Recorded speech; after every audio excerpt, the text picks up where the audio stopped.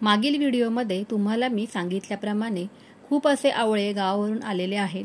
फ्रीजमध्ये हे आवळे ठेवून ठेवून खराब होण्यापेक्षा अजून एक मस्त अशी रेसिपी तुमच्यासोबत मी शेअर तर करणारच आहे।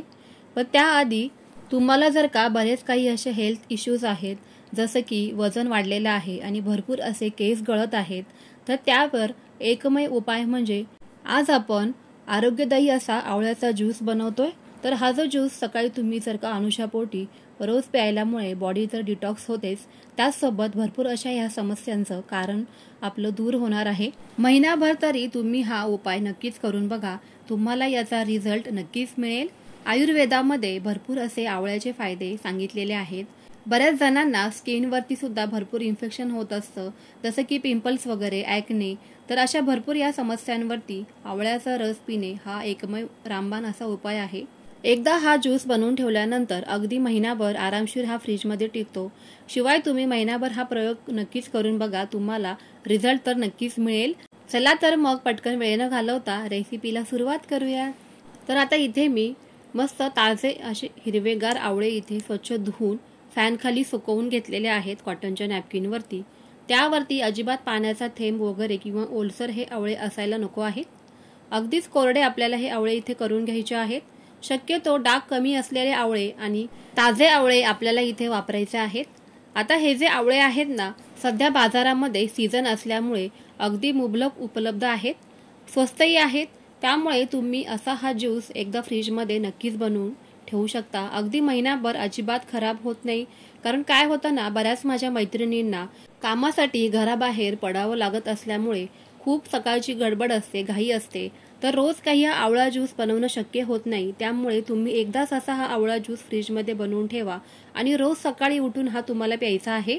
साधारण 1.5 ते 2 किलोच्या प्रमाणामध्ये इथे मी आवळ्यांचा ज्यूस आज बनवणार आहे। तर त्यासाठी 3 लिंब घेतलेले आहेत आणि आलं इथे मी घेतलेलं आहे।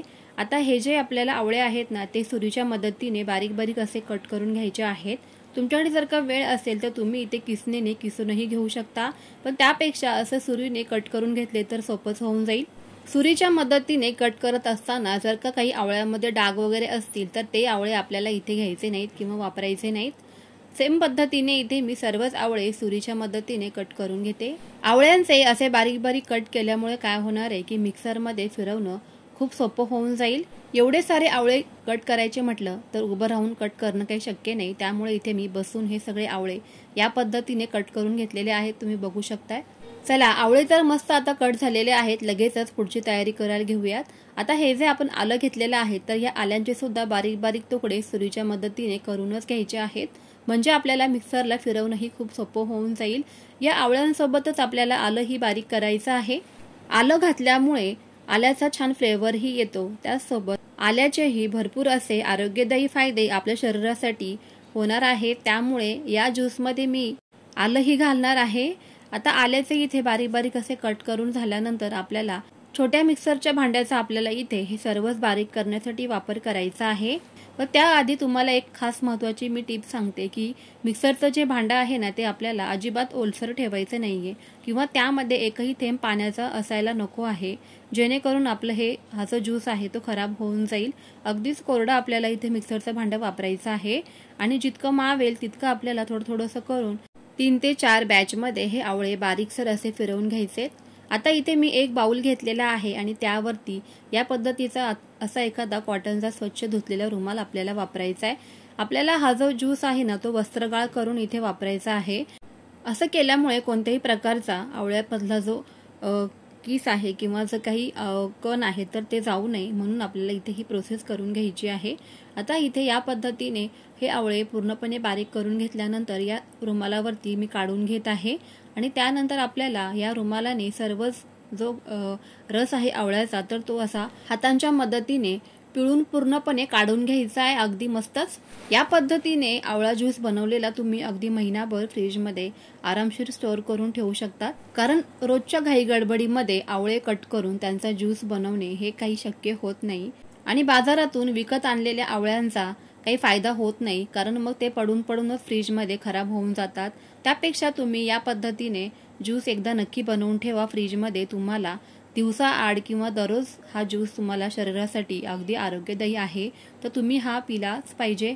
आता या पद्धतीने सर्वच मी इथे आवळ्यांचा ज्यूस काढूनच घेते.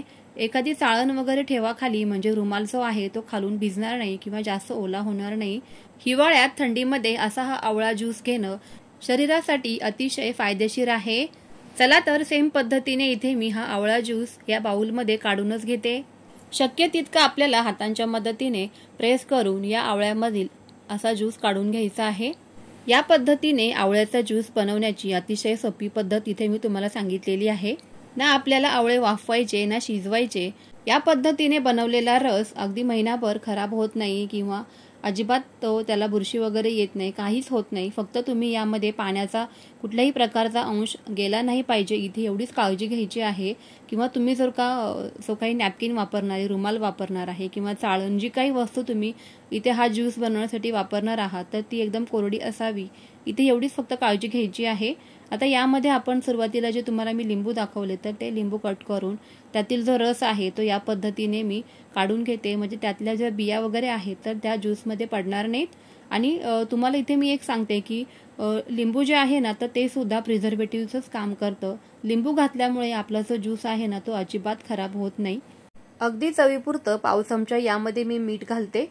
साखर वगैरे आपण या ज्यूसमध्ये अजिबात घालणार नाही आहोत, कारण हे बॉडी डिटॉक्स करण्यासाठी आपण ज्यूस बनवलेला आहे. डायबिटीज पेशंट सुद्धा हा जो ज्यूस आहे तो रोज सकाळी अगदी नित्यनियमाने घेऊ शकतात. त्याने भरपूर असे फायदे होणार आहेत. त्यामुळे इथे मी शुगरचा अजिबात वापर केलेला नाहीये.